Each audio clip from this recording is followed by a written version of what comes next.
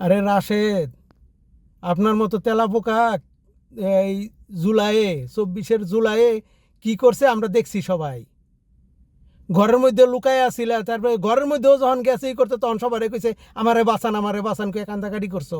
আর এই আসিফ আকবর বিদেশে ছিল, সে এখান থেকে আসছে, আইসা নিজের ছেলেরে এবং নিজে দুইজনে যুদ্ধে চাপায় পড়ছে এবং সবার সামনে বলছে গুলি করে মেরে ফেলা।